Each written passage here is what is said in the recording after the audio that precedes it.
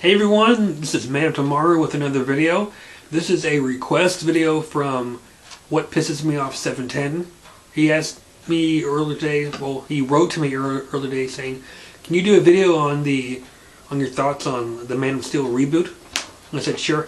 I followed the film and, the making of the film, who's starring in it, how it got started. And I thought, sure, as soon as I get off work, I'll do a video. I spent about maybe 30 minutes, 40 minutes, writing down everything. Because I wanted to be thorough and not miss anything. Okay. Playing Superman is Henry Cavill. Now, I don't know anything about him, except that he was in the film Immortals. I have not seen that film yet. And some people have been complaining that he is from the UK. Now, that doesn't matter to me at all. Because my personal point of view is, as long as a person portrays a character correctly, they have my support. If they look the part, act the part, that's all that matters to me. Because look at Chris Nolan's Batman franchise. Christian Bale plays Bruce Wayne in Batman. And for those who don't know, he's from the UK. And he does a great job at hiding his accent. So if you didn't know about him, his personal, where he grew up, his nationality, you would assume he's American. And also, the fact that Dean Cain, who played Superman in the 90s, Lois and Clark, he's part Japanese. And I felt he did a good job. So, I'm willing to give Henry Cavill a chance at playing the role. And, he has my respect already, and I haven't even seen him on the screen for two reasons. One, he has stated that he refused to see any past incarnations, none of the TV series, none of the films.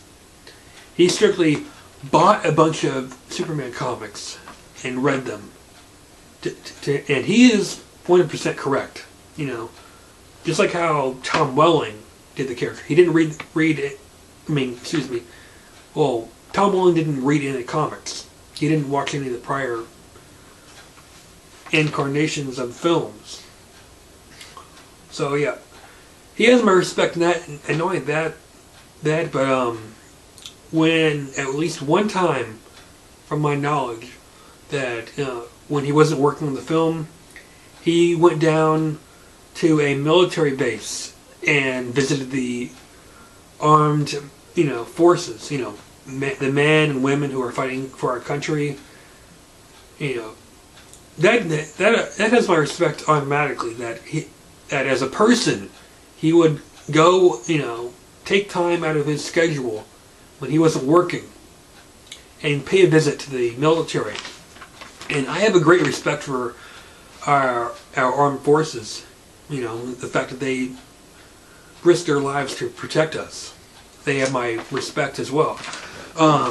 So to do that, kudos to Henry for that. On to Lois Lane is Amy Adams. She was on Smallville, the first season episode Craven. I also think that she has a military background, maybe she grew up in the military. I'm not 100% certain. That's what I've heard. That's another plus because the character of Lois Lane is an army brat. So if she does in fact have some knowledge of the military, that's a plus to me. Plus she's attractive. But I feel she'll do a good job. But in alternate choices of who I was hoping would play Lois Lane, I was narrowed down to either Jessica Biel or Natalie Portman. I'm a fan of both of their work. They're both attractive, great actresses. So it would have been interesting to see either one of them play Lois Lane. But, I mean, Amy Adams has big shoes to fill. Because as of now, I mean, I haven't seen the reboot yet, but I will when it comes out. Erica Durance is my all-time favorite Lois Lane. She's attractive. She did a great job on Smallville. And she had great chemistry with Tom Welling. And she made the whole love interest of Clark Kent and Lois Lane work. Both Tom and Erica did. So it should be interesting to see how she portrays the character. Now, next is Kevin Costner for the role of Jonathan Kent. Again, another big role to fill in my opinion, because I felt John Schneider did a magnificent job as the character. But I'm also a fan of Costner, so I feel that he'll do an interesting job with the role. Next is Martha Kent, who's played by Diane Lane. Out of all the casting, this is the most interesting to me. I mean, you know, regular character casting wise, because from the past there hasn't been really an attractive mother figure. And I've seen some of Diane Lane's work, and in my personal opinion, she is a smoking hot actress. I mean, if you've seen Unfaithful, I believe that's the name of the film, she's pretty hot, okay? So to have that factor in Martha Kent should be really interesting. Next, for Zod, is Michael Shannon. Again, well, I haven't seen his work, but I like that he's modest, because I recall from an interview he did where he felt he wasn't worthy of playing the character.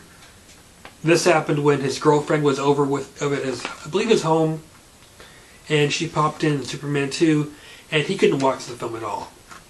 And I can view that as two different things. That one, he likely wanted to make the character his own, and two, it's Terrence Stamp.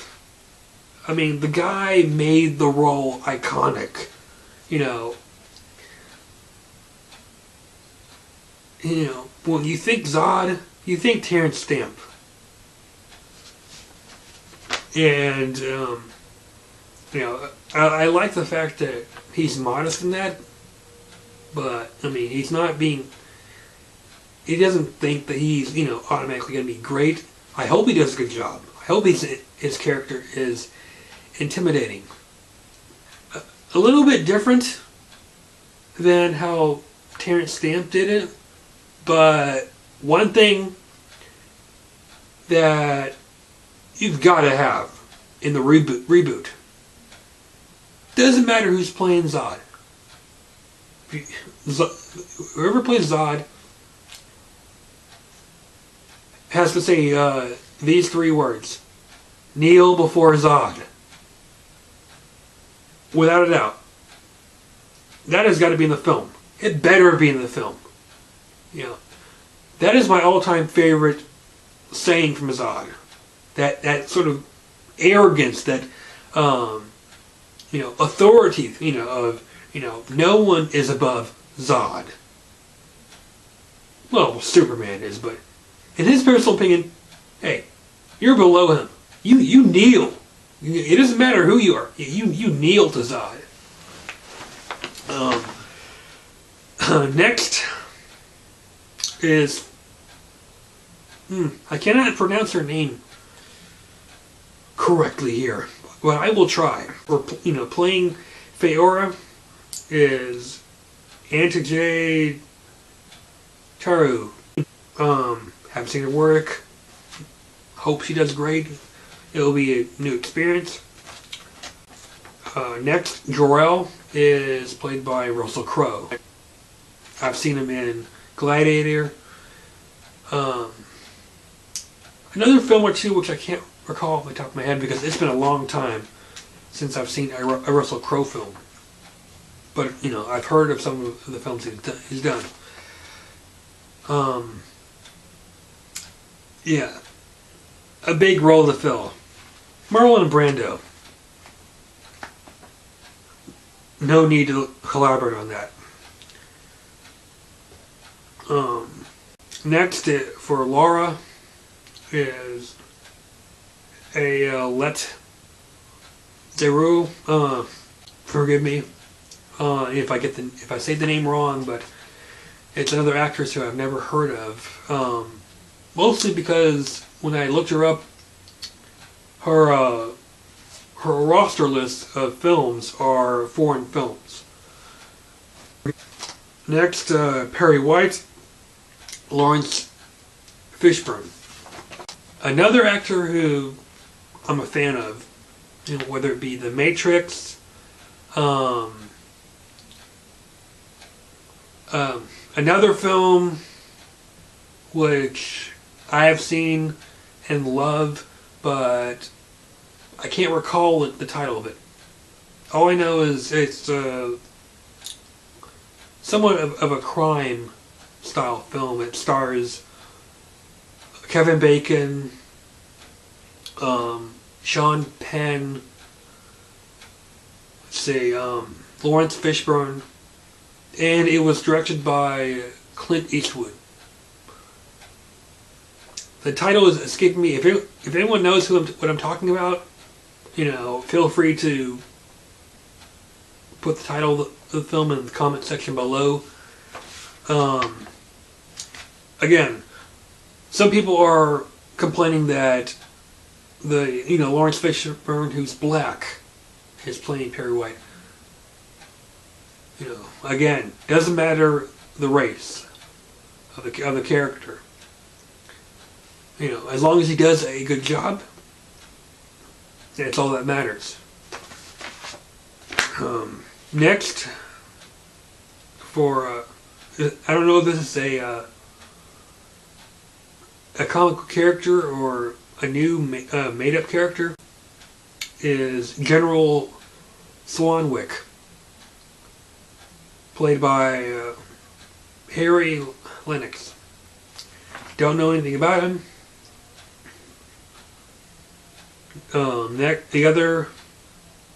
Colonel Hardy, played by Christopher Maloney. I believe he was from Law and Order and True Blood. Haven't seen his work at all, but hopefully he'll do a good job. Emilia Hamilton, played by Richard Schiff. The only film I can recall off the top of my head that I've seen him in is Lost World Jurassic Park. And on to the minor cast, playing the young child Clark Kent is Cooper Timberlin. Teenage Clark Kent, Dylan Sprayberry. Teenage Lana Lang is Jaden Gould. Teenage Pete Ross, Jack Foley. Teenage Whitney Forham is played by Robert Girdis. That's the cast. The film is going to be released on June 14th, 2013. Directed by Zack Snyder from Watchmen, 300. The film is being produced by Charles Reuven, Emma Thomas, Christopher Nolan, and Deborah Snyder. The executive producers are Thomas Tull and Lloyd Phillips. Story is by David S. Goyer and Christopher Nolan. And the fact alone that Christopher Nolan is part of writing the story of this tells me it's going to be a good film. Because look at Batman. With that filmmaking, I mean, he's done an awesome job with that franchise. In fact, I've got Batman Begins and The Dark Knight on Blu-ray. Can't wait to see Dark Knight Rises. And the screenplay was done by, again, David S. Goyer. For filming locations, it was filmed in several places. Chicago, Illinois, Vancouver, Canada, and for the military base, Edwards Air Force Base in California. The reason why that was filmed in California because Canada lacked some, military locations. That's why, and for Smallville scenes, the Smallville locations were filmed in Plano, Illinois. For my, from what I know of the making of the film, I do know that there is an action scene between Jor-El and Zod. My guess is that there is a war that's going on between Jor-El and Zod. That's another plus to me because it tells me it's going to be a bit different. Because in the original film, in Richard Donner's version, it was basically 3 Kryptonians imprisoned, Jor-El giving his point of view on why they're being imprisoned before putting them in the Phantom Zone. How I think, or not, how I hope that the early Krypton scenes goes for the making of this movie. I hope that it throws in a little bit of Brainiac, because I mean, I haven't read a lot of early Superman comics, but knowing the history of being a fan of Superman, Brainiac is a key factor in the destruction of Krypton. That Jor-El comes across, information that Krypton is going to explode. He tries to warn the council, that, we should, imprison ourselves in the Phantom Zone and then find another planet to inhabit it. And, the council doesn't believe him. Well, after they consult with Brainiac to find out if this is in fact true, Brainiac lies. Jor-El comes across this, that Brainiac is really, gathering information off Krypton for leaving, that Brainiac's full aware of Krypton's destruction. So, of course, Jor-El goes into action of, trying to protect his son, Kal-El, by sending him to Earth. And from there, it's pretty straightforward. Jonathan and Martha come across him, name him Clark Kent, raise him.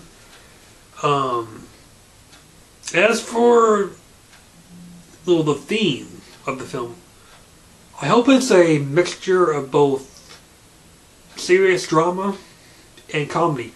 I don't want it to be like the early films, because, if they ever have Lex Luthor I don't know for certain if Lex Luthor is going to be in this, reboot, or if he's going to show up maybe in the sequel. Because, this film is going to do good in my opinion. Um, um, you know, I don't feel it should be really dark. It should be a little bit in between. I have high hopes that this film will do good, because not only because of the cast, but mainly because of Christopher Nolan. I mean, he's been involved with making this film, and with doing Batman as great as he has. I feel he'll be equally as devoted with being true to the source material as Batman. As for this reboot, I've heard that it's influenced a bit from Birthright. So I don't know how much from Birthright, because I've read the comic and the series, the mini-series. I mean, and it's an interesting portrayal of it, of Clark Kent traveling the world, helping others before becoming known as Superman, and then later on in the Birthright comic, there's a mixture of support and hate towards Superman. Lex Luthor basically has it be as in this persona of, Superman is an alien, so he wants to take over the world and enslave everyone. People are like, well, he saved people. How can he be so, bad? I mean, some people fear him, some people don't. Lois Lane has support for him, and I mean, as long as it takes some cues from that, of, not having it be straightforward, early childhood, and then Superman. I know there are going to be some early life of Clark Kent, not simply because of the casting, but for some behind the scenes scenes have been described. One, for example, Jonathan Kent and Martha, they take Clark to get I think a vaccination, and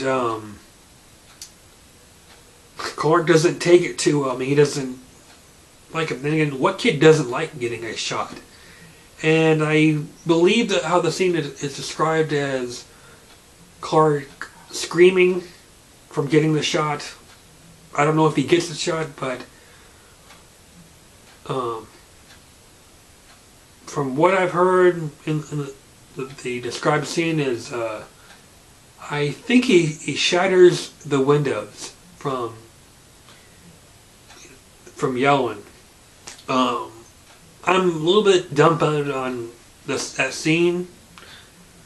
If it in fact makes it in the film, because, well, from what I know, Clark can't. He's invulnerable. So, but at the same time, since this is an early description of his childhood, maybe he hasn't fully developed his invulnerability there. So maybe it's quite possible that he can get a shot early on. But again, DNA. I mean, I guess it all depends how, because there hasn't really been a lot of description in the early life. I mean, is his DNA different? Would Superman's blood be, red? I'm sure it would be, but I'm going too much into that. But another scene would be, I think, a a field. The only thing I've heard with that is Costner's character, Jonathan Kent, rushing out of his truck. Don't know quite about that. Sounds like it's going to be an action filmed or action oriented scene. But from what I've heard, the film does sound like it's going to be faithful to the comics. People who are involved in the film are being faithful to the source material. Overall, I'm excited for this film. I wish it was coming out this year instead of next year, but hey, as long as they do it justice, I don't mind waiting until June 2013. That pretty much wraps up this video here. And another thing, before I end this video, I have recently found out that the Superman Earth 1 sequel novel, it's going to be released later this year. I believe September 2012. And I love the first novel. I'm going to pick up the book as soon as it's released and give my review on that. If you haven't seen my review on the first book, it's still on my channel. It's going to stay on my channel. So if you're interested to see what my point of view on that graphic novel, look it up and give me your thoughts on that. And I hope this was a enlightening, thought, point of view, information even on this film. What pisses me off 710 to my subscribers. If anyone has any requests, message me. I want to do a Q&A video. And now that I've got a few more subscribers, I would love to do a Q&A. But, my only request is no personal questions, okay? I am also going to be doing a podcast with Ash ED. He asked me if I want to do a podcast. I said, sure. He asked another person to join in. Still waiting to see when exactly the podcast is going to take off the ground. But yeah, I'm looking forward to doing that. If anyone has any other, requests, again, send them my way. Please rate, comment, and if you haven't done so already, please subscribe. And until my next video, peace out.